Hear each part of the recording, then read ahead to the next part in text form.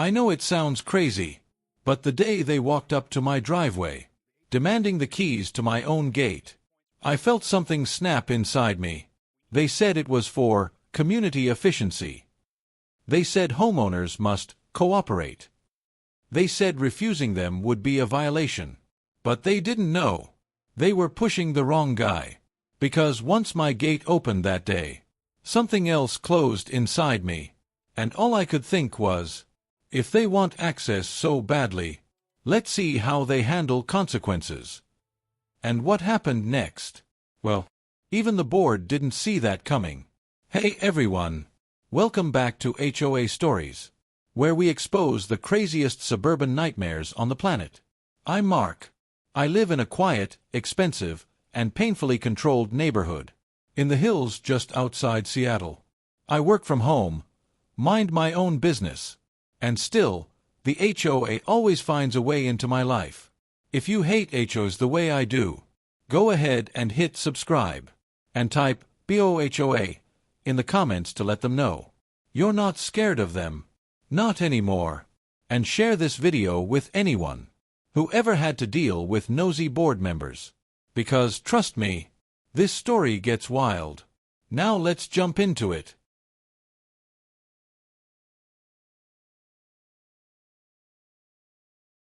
Everything started on a cold Monday morning. The type where the air feels thin and quiet, almost like the neighborhood is holding its breath. I walked outside with my coffee, wearing my usual hoodie and slippers, ready to start my day in peace. But peace, in an HOA neighborhood, never lasts long.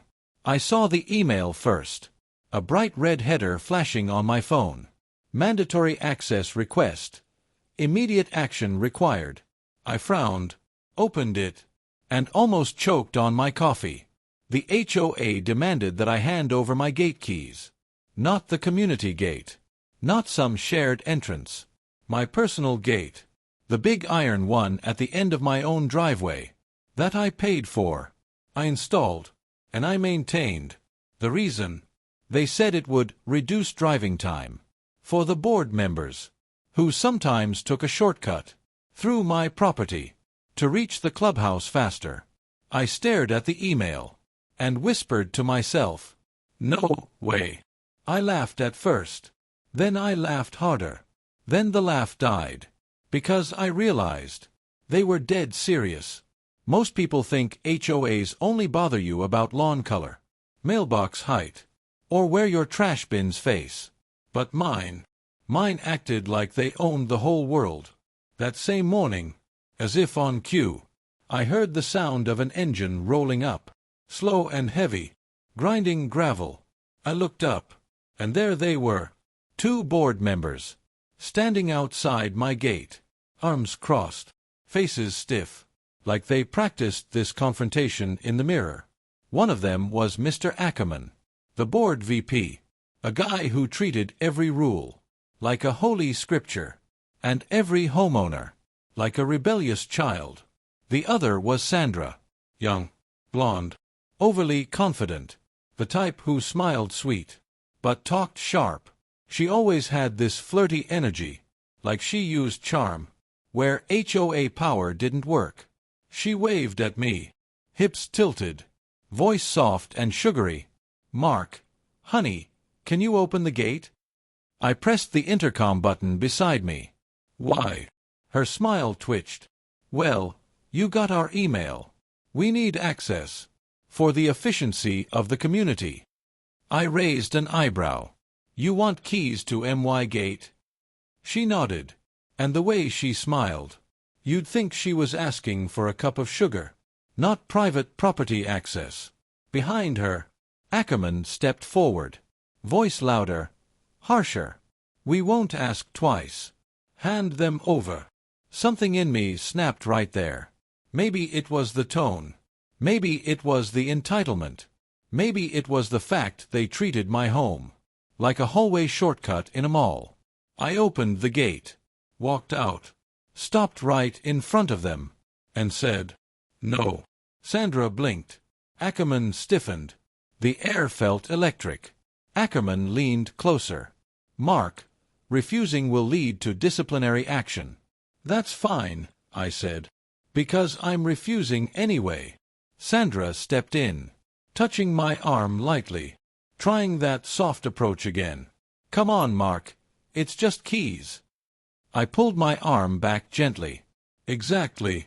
They're mine. There was a long silence. Sandra's smile faded. Ackerman's jaw tightened. And for a moment, none of us spoke. Then Ackerman said it. We are the HOA. We decide what access we need. You don't get to question it. I looked at him, then at my gate, then back at him again. And I smiled. Slowly. Dangerously. Is that so? He nodded. Completely confident. Completely blind to the storm he just awakened. I took a step back, held the gate, and told them, all right then. If you want something from me, come back with legal paperwork. Not demands. Not threats. Not charm. Legal paperwork. Sandra crossed her arms. What are you so scared of? I stared into her eyes.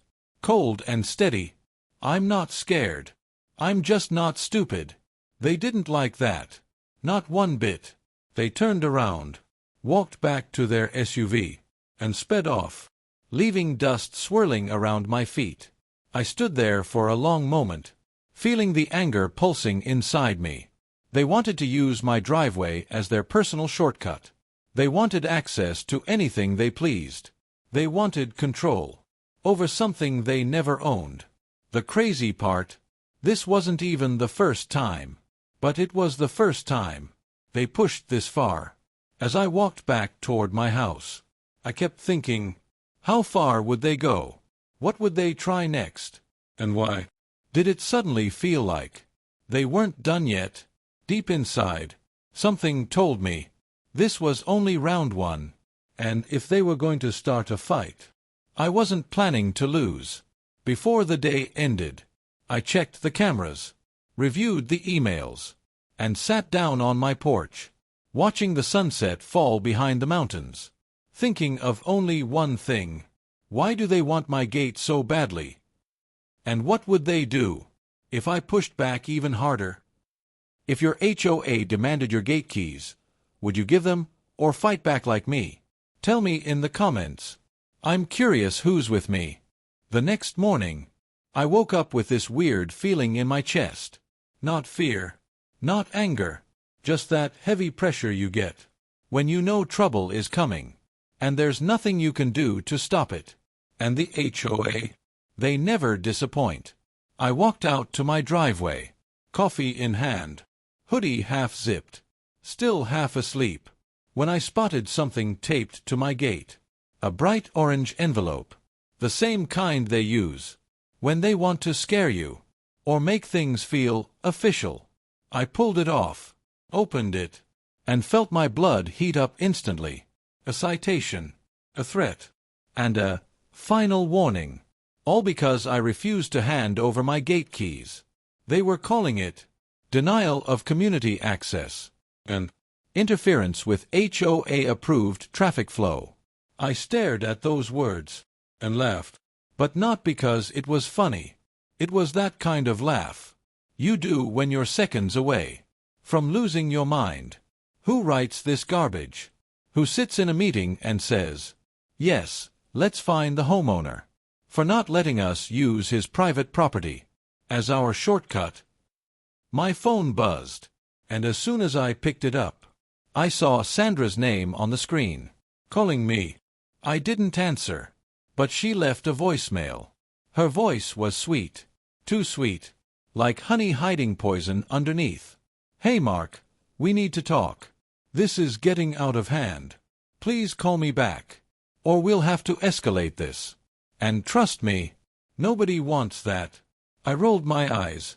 She always acted like she cared, always acted like we were friends. But the moment the HOA needed something, she turned into someone else entirely. I walked back into the house, sat at my kitchen island, and stared at that orange envelope. It felt like a warning shot, like they were testing me, poking me, seeing if I'd flinch. But I wasn't flinching. Not this time. Not ever again. By noon, I received another email.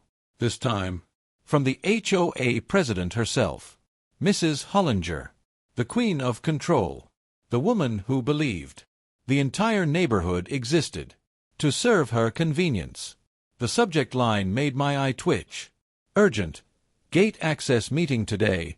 Attendance not optional.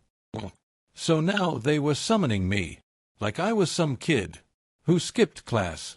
I clicked the message, read the details, and sighed. They scheduled a special session, just for me. 3 p.m. Clubhouse. All board members required. And, of course, they added, failure to attend will result in immediate fines and disciplinary measures. Classic HOA language. All threats. No logic. I spent the next few hours pacing, thinking, wondering what angle they were pushing. What did they really want? Why did they suddenly need my gate so badly? Who exactly were they trying to impress? Or hide? By 2:50, I arrived at the clubhouse, a small but fancy building, decorated like it belonged to people who pretended to be rich, even when they weren't. When I walked inside, they were all there. Sandra, smiling politely, legs crossed, clipboard in hand. Ackerman, arms folded, eyes sharp, like he wanted to pick a fight. Mrs. Hollinger, sitting at the center of the long table, looking at me, like she already decided I was guilty of something. She just hadn't figured out what yet. Mark, she said, without even looking up. Please sit. I didn't move. I'm good standing. Her eyebrow twitched. She hated when people didn't obey. Fine, she said. Let's begin. Sandra leaned forward. Mark, honey, we just need the keys. It's not a big deal.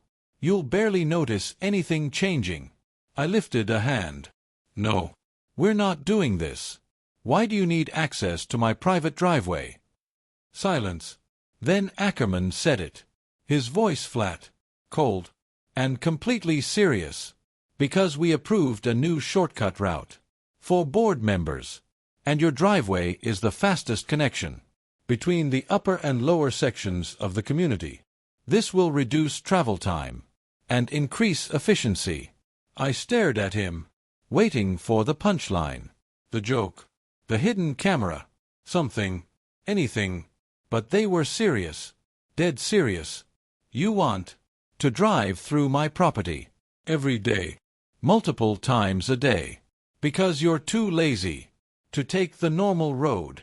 Mrs. Hollinger slammed her folder shut and gave me that disappointed school teacher look, the one she used to control everyone in this neighborhood.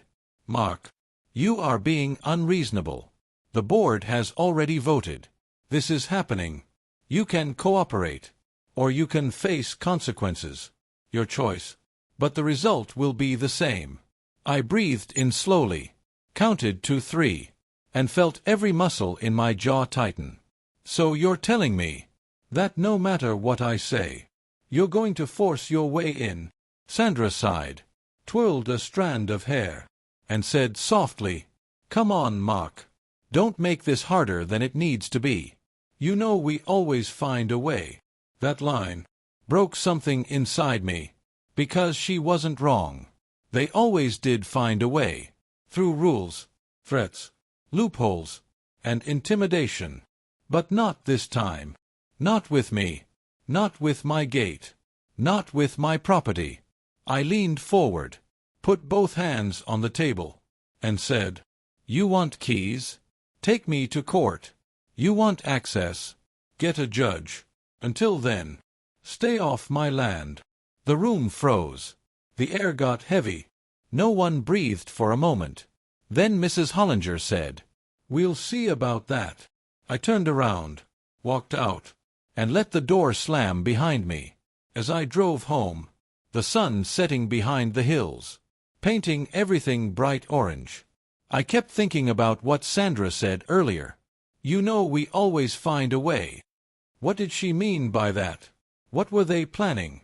And why did it feel like they knew something I didn't? When I pulled up to my house, I saw something that made my stomach drop. Fresh tire tracks. Deep, fast, aggressive, leading right toward my gate. Tracks that weren't there when I left. Someone had been here. Someone had tried something. Someone had crossed a line. And I knew exactly who it was. But what were they trying to do? And what did they think they were going to get away with? If you found tire tracks on your property right after refusing your HOA, who would you blame first? And what would you do next? Tell me below. I didn't sleep that night, not even for a minute. Every time I closed my eyes, I saw those tire tracks. Deep, fresh, sharp, like someone hit the gas hard. Right in front of my gate. The moonlight kept slipping through my blinds, and every slip of light made me look up, thinking I heard something, or someone, outside again. But nobody came back. Not that night. Not yet. By morning, I was running on caffeine and anger. I walked down my driveway again, hands in my hoodie pockets, eyes fixed on the dirt. The tracks were still there, but something else caught my attention. A small piece of plastic, broken off, caught between two rocks. I picked it up, turned it in my fingers, and felt my jaw clench. It was part of a license plate frame, black, with gold letters, the kind HOAs love to brag about. Board member. My chest burned. Someone on the board had tried to force my gate. Maybe they tried pushing it open. Maybe they tried bumping it. Maybe they were testing access in their own twisted way. But whatever it was, I knew it wasn't an accident. I pulled out my phone, opened my security app, rewound the footage, and watched the moment it happened. 1 frame, 2 frames, then a silver SUV, the same one Sandra drives, sliding forward too fast, stopping inches from the gate. The headlights flared. The tires kicked dirt. The driver's arm hung out. Blonde hair blowing in the wind. Sandra. And she wasn't alone. I could see someone else in the passenger seat. A silhouette with stiff shoulders. Probably Ackerman. Because it looked exactly like the kind of test run he would approve. I felt this cold heaviness in my stomach. Like I swallowed ice. They actually did it. They tried to force my property. And didn't think twice about it. I headed straight back inside. Grabbed my phone. Dialed the HOA office. Sandra answered. Of course. Her voice sweet. Like nothing happened. Hi Mark, how can I help you today? I didn't even try to sound polite. Why were you at my gate last night? There was a long pause. Too long. Her voice dropped a little. Oh, you saw that? You almost hit my gate. Mark, relax. We were just checking something. We didn't touch anything. You had no business being here. Well, she said softly, like she was trying to calm a child. Actually, as board members, we do have business anywhere needed in the community. Not on my property, I snapped. My driveway is not your shortcut. My gate is not your toy. And my land is not your jurisdiction. Her voice turned icy. Mark, please don't make this worse. You're already on thin ice with the board. I almost laughed. Thin ice. They were the ones cracking through it. I ended the call. Before I said something I'd regret later. But the damage was done. My heart was hammering. My face was hot. I could feel adrenaline shaking in my hands. I knew the HOA would go further. They had already tested the gate. Next step. Forcing me. Intimidating me. Cornering me. They always escalated. Always pushed. Always pretended they held all the power. But this time, I wasn't playing defense. I was preparing for war. I started researching. Property laws. Easements. Private access rights. And the limits of HOA authority. I read for hours. Scrolling. Highlighting. Searching everything from legal blogs to attorney explanations, to real cases. And what I found changed everything. My gate, my driveway, my entire land was completely outside HOA control. They had no right to step foot on my private property, let alone demand a key, or use it as a shortcut, or drive up to it in the middle of the night. They weren't just overstepping. They were breaking the law. I closed my laptop, stood up, and walked back toward the front door, knowing exactly what I needed to do next. Before I reached it, my phone buzzed again. Another email. I opened it, and this one almost made me laugh out loud. Notice of non-compliance, gate obstruction. They were accusing me of blocking community flow with my own gate on my own property. These people were insane. Officially insane. I wrote back instantly. My driveway is not community property. Stay off my land. This is your final warning. I hit send, and the moment I did, I heard knocking outside. Not gentle knocking, not polite knocking, hard, sharp, angry knocking. I stepped out, and there he was, Ackerman, arms crossed, eyes narrow, body stiff, acting like he came to collect a debt. Behind him, Sandra stood by her SUV, leaning on the door, one leg crossed over the other, watching me, biting her lip, pretending this was something casual. I walked down a few steps, kept distance between us, and said, "What do you want now?" Ackerman lifted a clipboard, like he was presenting legal scripture. "You have 36 hours to surrender your gate keys. This is your final notice.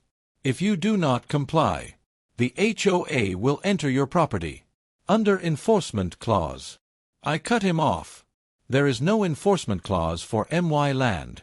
Stop lying. He stepped closer, close enough that I felt his breath hit the cold air.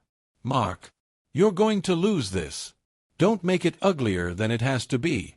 Something in me finally snapped. "Oh, I'm going to lose," I said quietly. "You sure about that?" He held his stare, but I could see it. That flicker, that half-second of doubt, that tiny crack in his confidence. Sandra chimed in, voice soft, like velvet hiding blades. "Mark, sweetie, just hand the keys over. You know we always find a way. You're only delaying the inevitable." I locked eyes with her, and said, "You want a way? I'll give you one.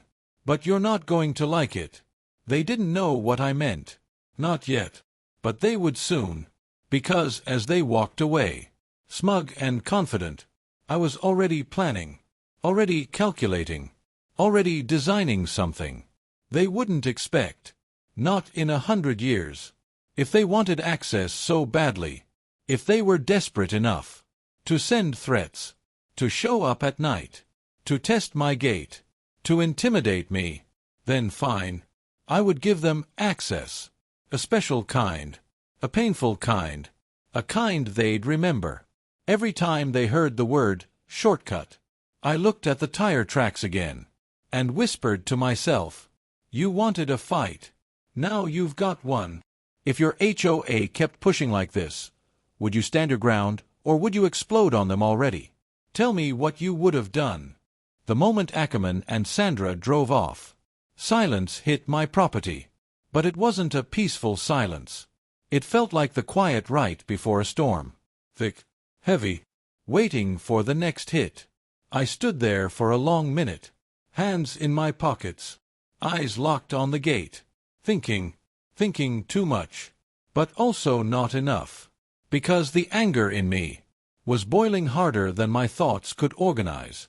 I went back inside, dropped onto the couch, and stared at the ceiling, wondering how my life reached this point.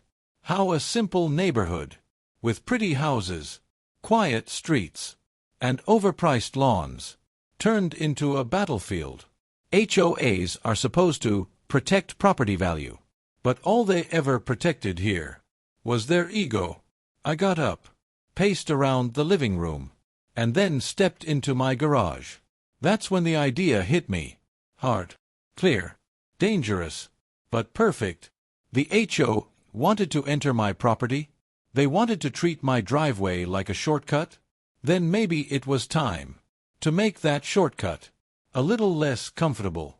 I grabbed a tape measure, a metal ruler, my toolbox, and started sketching lines on paper. Then I pulled up my laptop, searched through hardware websites, safety supply companies, even specialty equipment stores. What I found made me smile, really smile. For the first time in days, heavy-duty retractable driveway spikes, commercial grade, the kind used in private parking lots and secured facilities. Spikes that only drop when I want them to. Spikes that stay raised. For anyone else, it was expensive, way more than I wanted to spend. But I clicked the order button, without hesitation. If my property was about to turn into a war zone, I was going to defend it properly. The shipment said, delivery in 48 to 72 hours. Perfect, because I knew for a fact the HOA wouldn't wait that long to make another move. The next day, I went outside early, stood on my lawn, and watched the neighborhood wake up. Cars passing, people walking their dogs, the same old gossiping moms, pretending their lives were perfect, while secretly hating each other. Typical suburbia. And then I saw her, Sandra, walking like she purposely wanted my attention. Tight jeans, fitted top, hair bouncing behind her, acting like we didn't just fight yesterday. She waved at me, too casually, too sweet. Morning, Mark. I didn't wave back, just sipped my coffee, stood still. She walked up to the line, where my property ended, and the community sidewalk began. She wouldn't dare cross without permission. Not after yesterday. You look tense, she said, smiling a little. Rough night. I gave her a blank stare. You know exactly why I'm tense. She pushed her hair behind her shoulder. A soft, flirty move. The same trick she always used when she wanted me to drop my guard. Mark, we're not your enemy. We just need cooperation. You're making this more difficult than it needs to be. I shook my head slowly. You showed up at my gate, in the middle of the night. You left tire tracks all over my property. How is that cooperation? She bit her lip, like she wanted to look innocent, but her eyes, cold and calculating, told the truth. We were just checking the alignment. That's all. Don't be dramatic. I stepped closer, not threatening, just firm. Stay off my land. Tell Ackerman. Tell Hollinger. Tell everyone on that board. I'm done playing polite. Her smile dropped, completely, like someone flipped a switch. You're going to regret this, Mark. You know that, right? No, I said. You will. She walked off, heels clicking, shoulders stiff, pretending she wasn't bothered. But I could see it. She hated losing control, even for a second. The rest of the day, nothing happened. No threats. No emails, no knocking, just quiet. But it wasn't normal quiet. It was strategic quiet, calculated quiet, the kind of quiet that tells you your enemy is planning something big. At night, around 11:30, I heard something outside. Not footsteps, not voices, something metallic, something soft, something sneaky. I grabbed a flashlight, stepped outside, and walked down the driveway. Slow, careful, silent. When I reached the gate, I pointed the flashlight downward, and my stomach twisted. A small device, hanging near the bottom hinge, black, with wires, and a blinking light. Not a bomb, nothing dangerous, but definitely something meant to tamper with the gate. A signal reader, a universal gate opener. The kind that criminals used to hack garage doors, the cheap kind, but still strong enough to detect and override certain systems. They were trying to clone my gate signal, trying to break in, trying to bypass me entirely. I crouched down, yanked the device, and shoved it into my pocket. Then I checked the dirt again. Fresh footprints. Small, light, probably from a woman. Sandra, maybe. But the thought that someone else might be involved made my skin crawl. I went back inside, locked the door, and sat down at my kitchen table. Heart pounding, hands shaking, but not from fear, from focus, from adrenaline, from the realization that the HOA had officially crossed all lines. I took the device apart, piece by piece, and tossed the fragments in the trash. Then I whispered to myself, "You asked for this. You really asked for this." The next morning, I woke up early and started prepping the driveway. Chalk markings, measurement lines, placement spots, everything perfectly lined for the spike installation, which was arriving the next day. Halfway through marking the last line, I heard footsteps behind me. I turned around, and there he was, Ackerman, standing like a wall, arms crossed, face irritated, breathing through his nose, like he was trying to hold back rage. "What are you doing, Mark?" I stood up slowly, wiped dust from my hands, and smiled, making sure nobody uses my driveway again. He stepped closer, too close, invading my space.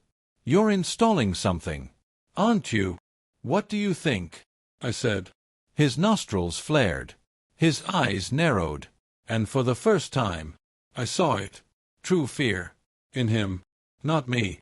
Whatever he thought I was planning scared him more than he wanted to admit. And that was the moment I realized I had finally taken the upper hand. He tried to recover, tried to regain control. "You're escalating this, and the board won't tolerate it. I cut him off. "Get off my land, and tell the HOA my driveway is officially closed. Permanently." He didn't move. He just stared at me, like he wanted to attack, but couldn't.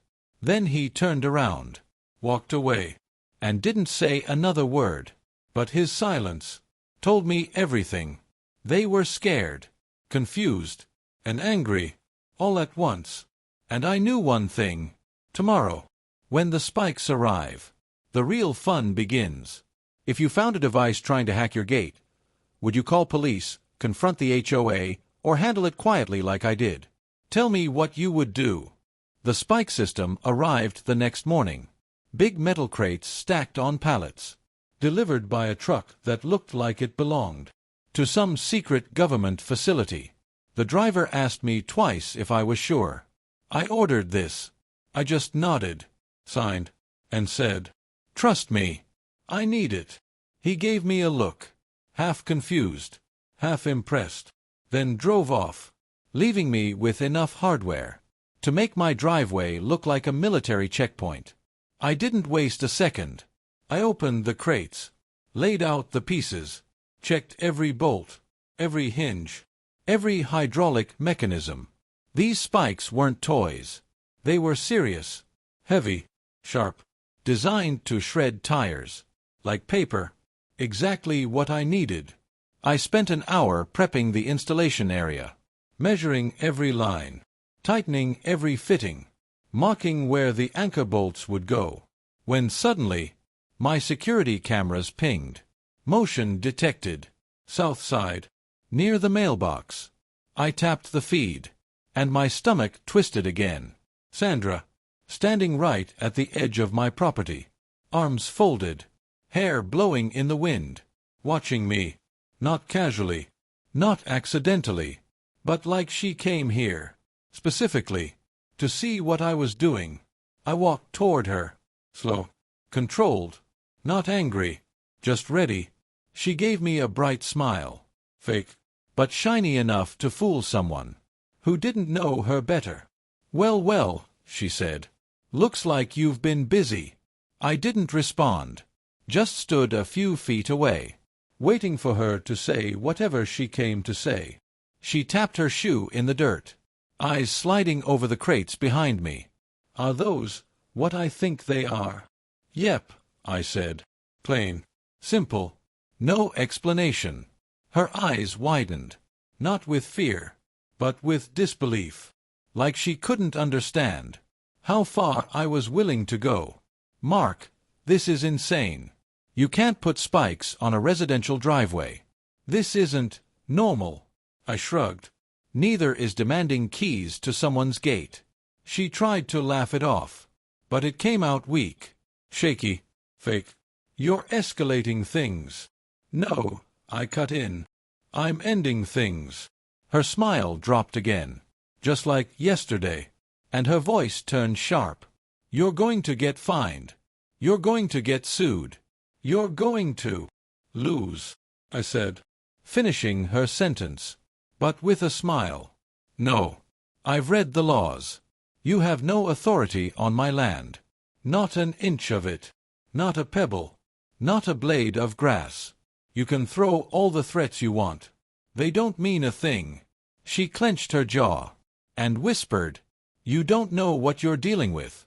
You think this is just you versus the board. But you have no idea how deep this goes. That line hit me weird. Not because of what she said, but because of how she said it. Like this wasn't just HOA politics. Like there was something else. Something bigger. Something hidden. Something that made even Sandra look uneasy. But I didn't show reaction. I just stepped forward and said quietly, Stay off my driveway. Because once these spikes go in, anything that rolls over them will regret it. She stared at me, long, cold, intense. Then she turned around, walked back to her SUV, and drove off, fast, angry, almost like she needed to get away from something. I stood there, watching her go, feeling that same strange heaviness, that same question, that same whisper in my head. You have no idea how deep this goes. What did she mean? Who else was involved? Why were they so desperate? For my driveway. Of all things, I pushed the questions aside. For now. Because I had work to do. By late afternoon, the spike system was fully installed. Steel plates anchored. Hydraulic arms fitted. Control box wired inside my garage. Everything perfect. Everything locked. Everything ready. I tested the mechanism. Hit the button. And the spikes rose. One by one. Clean. Sharp. Beautiful. Like teeth from the ground.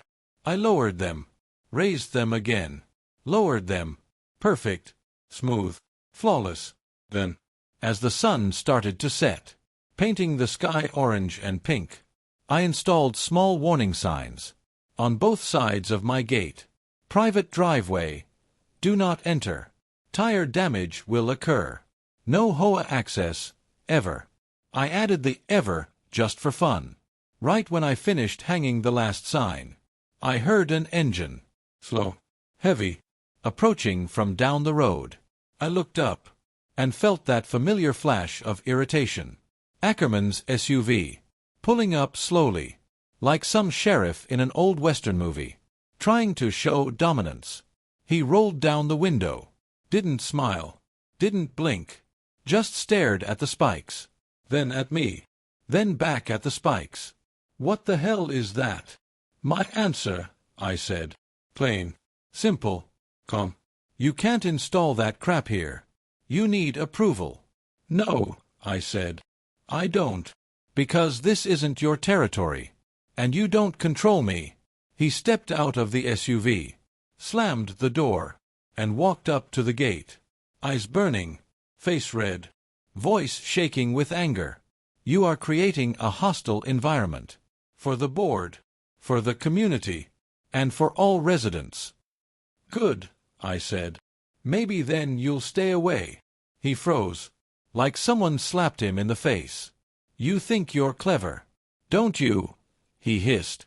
You think you're going to win this? I already won, I said, pointing to the spikes. You just haven't realized it yet. He stepped even closer. until we were only inches apart, and whispered, "You're making enemies, powerful ones, and when they come for you, don't say we didn't warn you." Then he walked back, got into his SUV, and drove off, faster than usual, like the ground behind him was burning.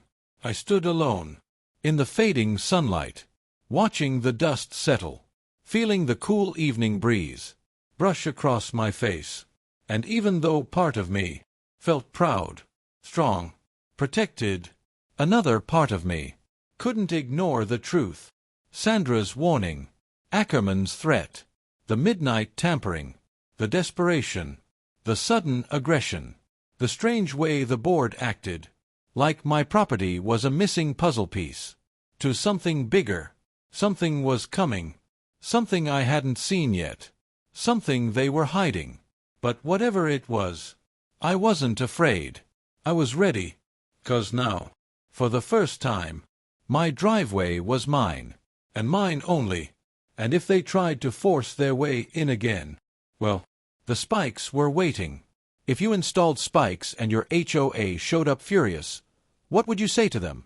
Drop your best line. I want to see who's savage enough to handle them.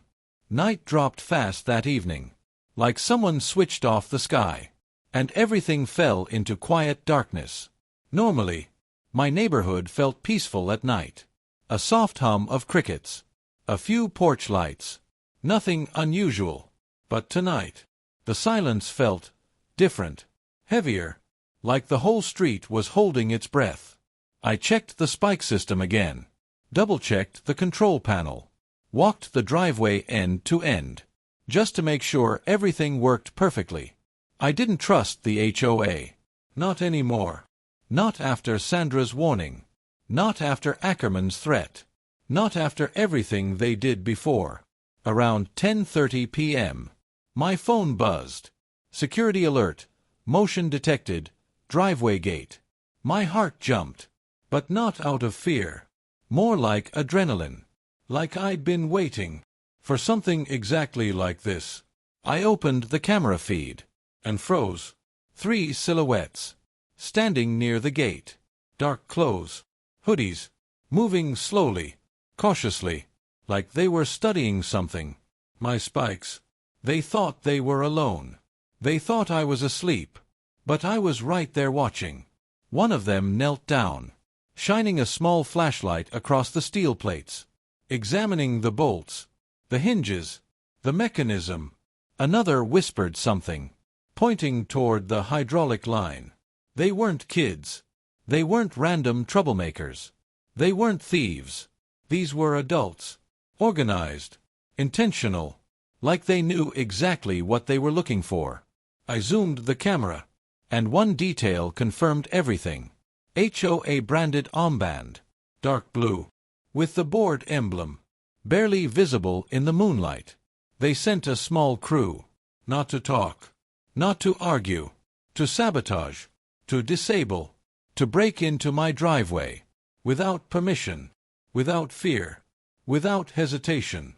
My blood heated, but I didn't rush outside. I didn't shout. I didn't call the cops.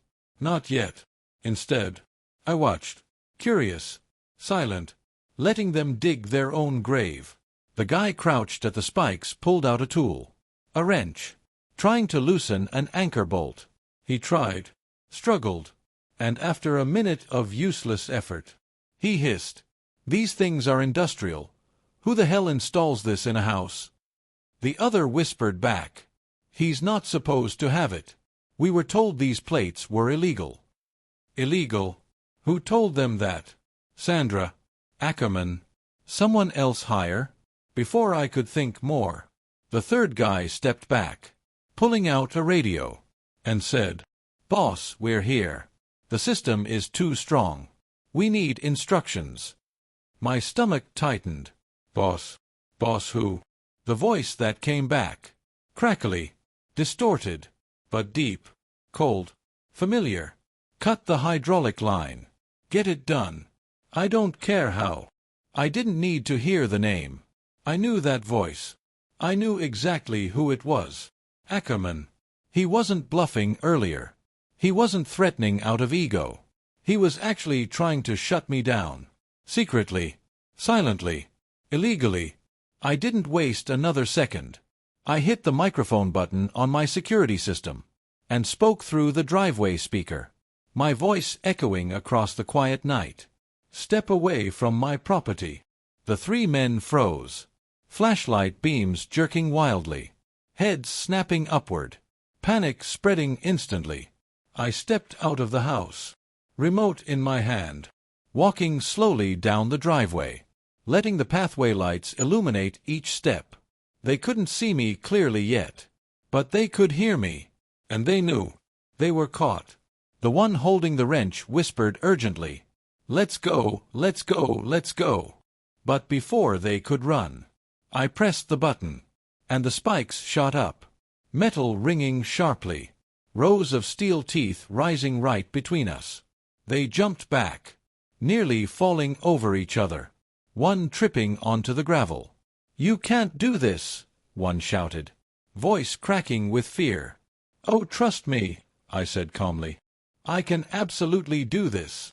I walked closer, now visible, now clear, standing behind the wall of sharp metal. "You're trespassing," I said, slow, cold, controlled, "and you're damaging private property." "It's HOA authority," the tallest one yelled, sounding desperate, scared, sweaty, like a kid caught stealing candy. "No," I replied. "HOA has no authority here. Not 1 inch past that street, and definitely not inside my gate." Their faces said everything. Shock, fear, anger, confusion. Like they finally realized. They had screwed up. Big time.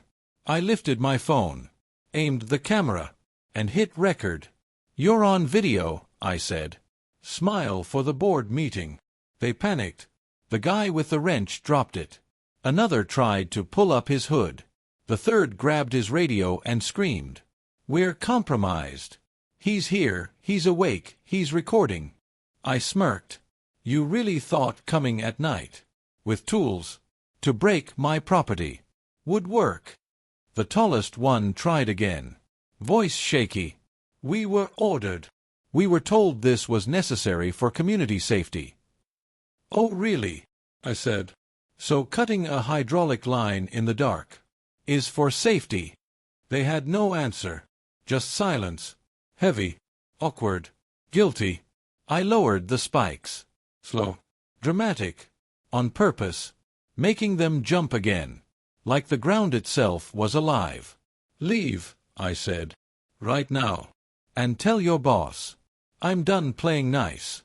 They scrambled, running toward the street, tripping, trailing dust, like three criminals escaping a crime scene. As soon as they disappeared, I looked around. The night quiet again, but still tense, like something bigger, something deeper, was unfolding. This wasn't about keys, or rules, or community peace. This was war. A hidden war. A quiet war. With players I couldn't see yet. Someone higher than Sandra. Higher than Ackerman. Someone pulling strings. Someone obsessed with getting access to my property. But why? Why land? Why driveway? Why house? The answer wasn't clear yet. But something inside me knew. Whatever they wanted, I wasn't giving it. Not ever. Not even if the whole board came knocking. And I had the strangest feeling. Tonight was only the beginning. If you caught 3 HOA members sneaking onto your driveway at night, what would you do first? Call the cops or confront them? The next morning, the whole neighborhood felt different. It wasn't the weather. It wasn't the sunlight. It wasn't even the quiet. It was the feeling that something had shifted, that the invisible line between me and the HOA had finally snapped in half. I barely slept.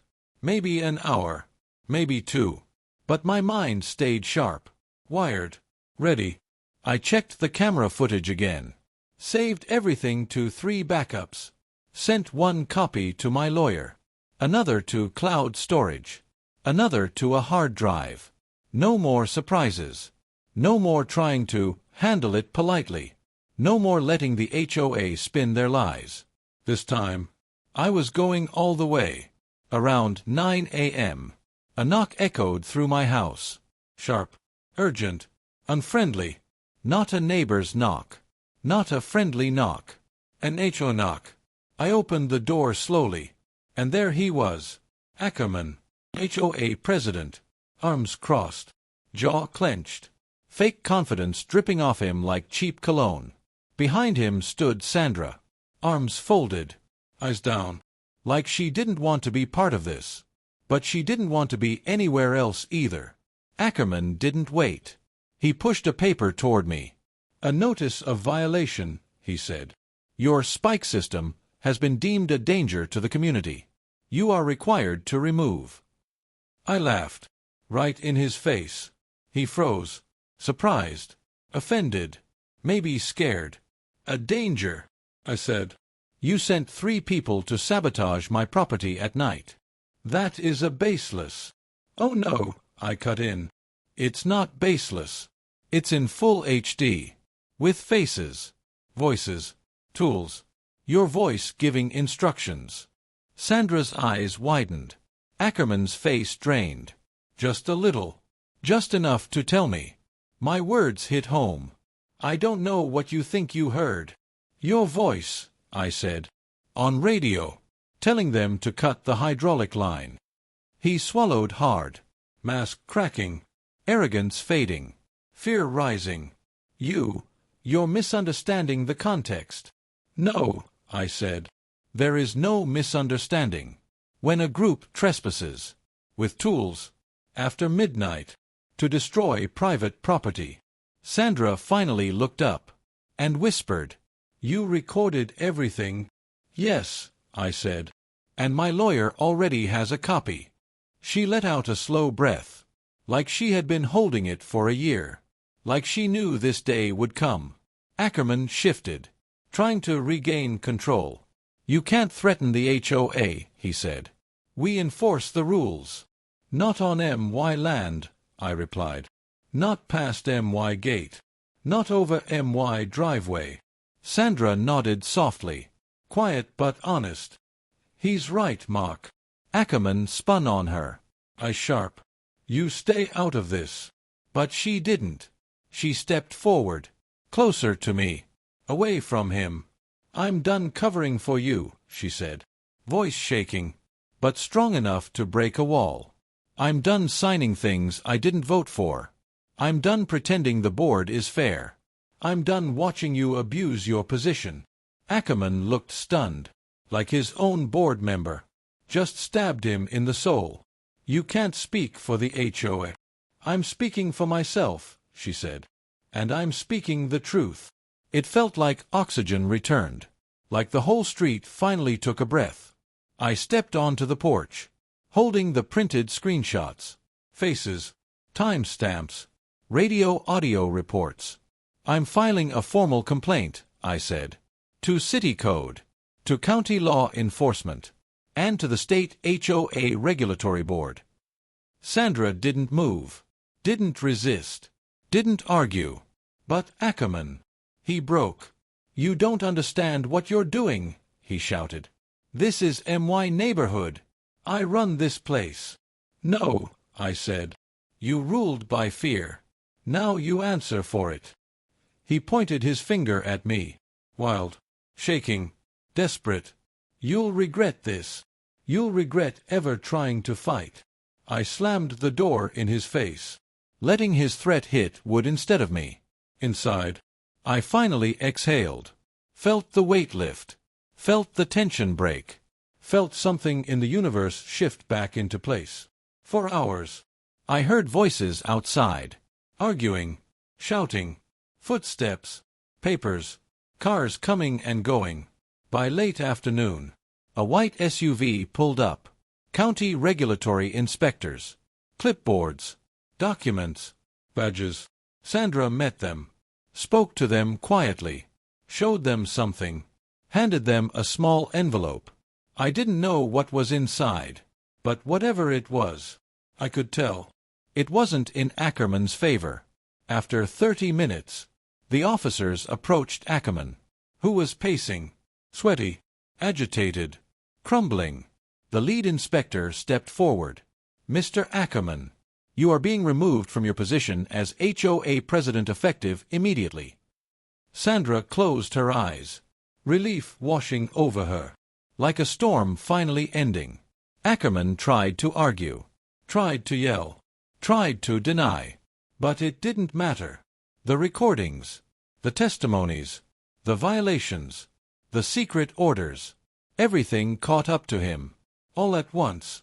As they escorted him away, he looked back, eyes full of hate, fear, and something else, something hollow. But I didn't feel fear. Not anymore. Not after everything.